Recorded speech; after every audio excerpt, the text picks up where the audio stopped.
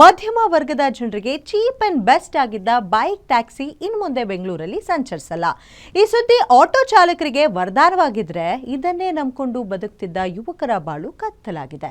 ಅಷ್ಟಕ್ಕೂ ರ್ಯಾಪಿಡೋ ಬೈಕ್ ನಿಲ್ಸೋಕೆ ಕಾರಣ ಏನು? ಇನ್ನು ಮುಂದೆ ಬೈಕ್ ಟ್ಯಾಕ್ಸಿ ಸರ್ವಿಸ್ ಇರಲ್ವಾ? ಇದಕ್ಕೆಲ್ಲ ಉತ್ತರ ಈ ಸ್ಟೋರಿಲಿದೆ. ಓಲಾ, ಊಬರ್, ರ್ಯಾಪಿಡೋ ಬೈಕ್ಗಳಿಗೆ ಬ್ರೇಕ್.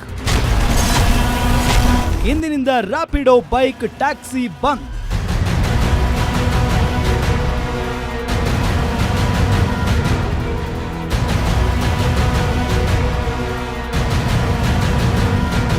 ಆಟೋದಲ್ಲಿ ಸಿಟಿಯಲ್ಲಿ ಓಡಾಡೋದು ಮಧ್ಯಮ ವರ್ಗದ ಜನರಿಗೆ ಕಾಸ್ಟ್ಲಿ ಅನ್ಸುತ್ತೆ.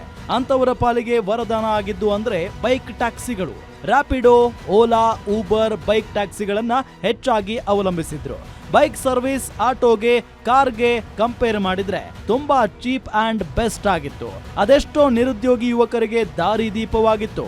ಎಷ್ಟೋ ವಿದ್ಯಾರ್ಥಿಗಳು ಹಾಗೂ ಕಂಪನಿಯಲ್ಲಿ ಕೆಲಸ ಮಾಡೋರು ಕೂಡ ಪಾರ್ಟ್ ಟೈಮ್ ದುಡ್ಕೊಂಡು ಜೀವನ ಸಾಗಿಸ್ತಿದ್ರು. ಆದ್ರೆ ಇದರಿಂದ ನಮ್ಮ ಆದಾಯಕ್ಕೆ ಹೊಡೆತ ಬೀಳ್ತಿದೆ ಅಂತ ಆಟೋ ಚಾಲಕರು ಹಲವು ಬಾರಿ ಪ್ರತಿಭಟನೆಗಳನ್ನು ಮಾಡಿದ್ದು ಈಗ ಕೊನೆಗೂ ಅವರ ಹೋರಾಟಕ್ಕೆ ಗೆಲುವು ಸಿಕ್ಕಿದೆ ಎನ್ನಬಹುದು.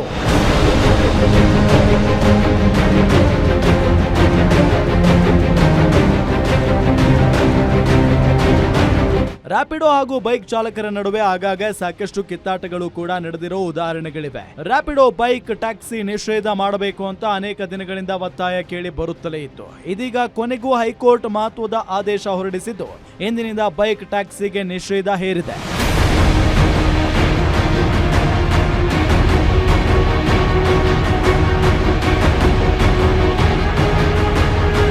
ಇಡೀ ದೇಶದಲ್ಲಿ 8 ರಾಜ್ಯಗಳನ್ನ ಹೊರತುಪಡಿಸಿ ಬೇರೆ ಯಾವ ರಾಜ್ಯದಲ್ಲೂ ಬೈಕ್ ಟ್ಯಾಕ್ಸಿಗೆ ಪರ್ಮಿಷನ್ ಇಲ್ಲ. ಕಳೆದ 4 ವರ್ಷಗಳಿಂದ ಮಧ್ಯಂತರ ಆದೇಶದ ಮೇಲೆ ಬೈಕ್ ಟ್ಯಾಕ್ಸಿ ಬೆಂಗಳೂರಲ್ಲಿ ಓಡಾಟ ನಡೆಸುತ್ತಿತ್ತು. ಆದರೆ ಇದೀಗ ರ್ಯಾಪಿಡೋ ಬೈಕ್ ಟ್ಯಾಕ್ಸಿಗಳ ಸಂಚಾರಕ್ಕೆ ಮಧ್ಯಂತರ ಅನುಮತಿಗೆ ಹೈಕೋರ್ಟ್ ತಡೆ ನೀಡಿದೆ. ಈ ಹಿನ್ನೆಲೆ ಇಂದಿನಿಂದ ಮುಂದಿನ ವಿಚಾರಣೆವರೆಗೆ ರಾಜ್ಯದಲ್ಲಿ ಬೈಕ್ ಟ್ಯಾಕ್ಸಿಗೆ ನಿಷೇಧ ಹೇರಲಾಗಿದೆ. ಹೈಕೋರ್ಟ್ ಮೇಲ್ಮನವಿ ಅರ್ಜಿಗಳ ವಿಚಾರಣೆ ಜೂನ್ 24ಕ್ಕೆ ನಿಗದಿಪಡಿಸಿದ್ದು ಅಂದು ಸಂಪೂರ್ಣ ಭವಿಷ್ಯ ನಿರ್ಧಾರವಾಗಲಿದೆ. ಒಳ್ಳೆ ನಿರ್ಧಾರ ಆಗಿದೆ.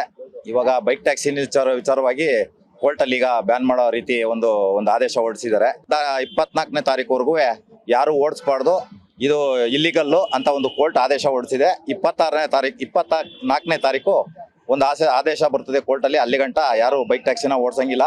ಒಳ್ಳೆ ನಿರ್ಧಾರ. ಇನ್ನೊಂದು ಏನಪ್ಪಾ ಅಂದ್ರೆ, ಈ ಬೈಕ್ ಟ್ಯಾಕ್ಸಿಯಿಂದ ಅನಾಹುತಗಳು ತುಂಬಾ ಇದೆ. ಸಾರ್ವಜನಿಕರಿಗೆ ಸೇಫ್ಟಿ ಇಲ್ಲ.